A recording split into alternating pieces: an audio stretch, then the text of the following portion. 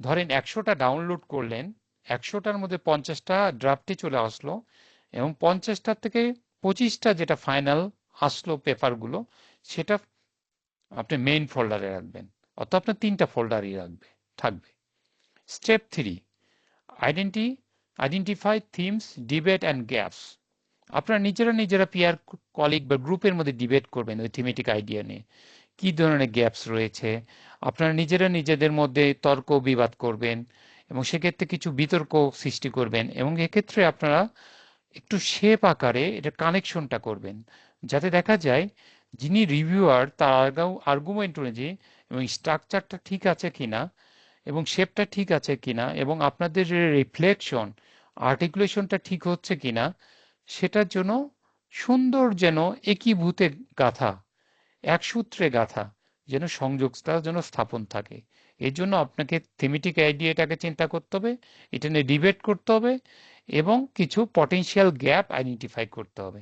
সে অনুযায়ী গুরুত্বপূর্ণ সোর্সে যাইতে হবে।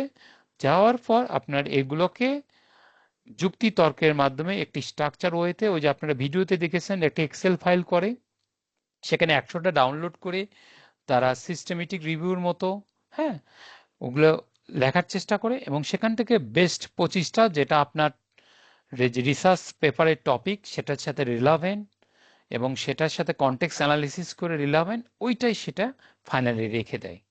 Step 4, outline structure.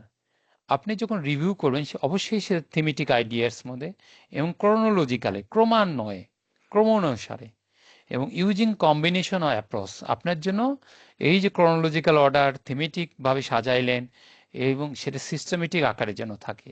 অর্থাৎ কিছু কিছু আপনি নামাবেন এমনভাবে, প্রথম নামাবেন বাংলাদেশ কনটেক্সটে অর্থাৎ ন্যাশনাল কনটেক্সটে, দ্বিতীয়টা নামাবেন সাউথ এশিয়ান মানে দক্ষিণ এশিয়া বা এশিয়া কনটেক্সটে বা এশিয়া প্যাসিফিক জোন, এবং ফাইনালি একটা নামাবেন গ্লোবাল কনটেক্সটে যেটা ওয়ার্ল্ড ওয়াইড।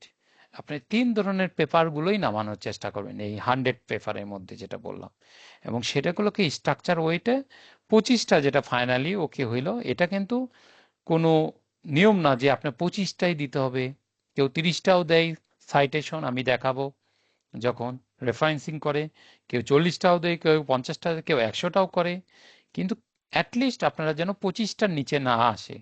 তাহলে হবে কি আপনার পেপারটার ওয়েট কেসটা কমে যাবে এবং এটি ইন্টারন্যাশনাল যখন পিয়ার রিভিউয়ার জার্নালে যাবে, আপনার রিসার্চ গেটে যাবে, আপনি যখন গুগল স্কলারে যাবে, তখন সেটা, হ্যাঁ, রিসার্চ ম্যাট্রিক্স অনুযায়ী, আপনার ওয়েট কেস অনুযায়ী, আপনার মানদণ্ড অনুযায়ী আপনার যে মান সংখ্যার পরিমাণ কমে যাবে। Step 5, write the review, include an introduction. অবশ্যই আপনি ইন্ট্রোডাকশন ব্যাকগ্রাউন্ডটা ভালো করে চিন্তা করবেন, এটাই কিন্তু মেইনলি মানুষ পড়ে। তারপরে মেইন বডি, সেখানে অনেক ডিটেলস থাকবে, অ্যান্ড কনক্লুশন যেটা রিকমেন্ডেশন কনক্লুশন থাকবে, সেটাতে আপনার যেন আপনি যে রিভিউ করেছেন সেটার পারপাসটা যেন থাকে, অর্থাৎ সিনক্রোনাইজ অর্ডারে কানেক্টিং থাকবে, ক্রোনোলজিক্যাল অর্ডারে। ইন্ট্রোডাকশন, মেইন বডি, অর্থাৎ মেইন বডিতে মধ্যে যদি কি ফাইন্ডিংস রেজাল্ট ডিসকাশন থাকে, লাস্ট অফ পার্ট কনক্লুশন বা র্যাপ আপ বা রেকমেন্ডেশন পার্ট, এগুলোর সাথে যেন আমাদের লিঙ্কেজ থাকে। হুম, ওকে, আমি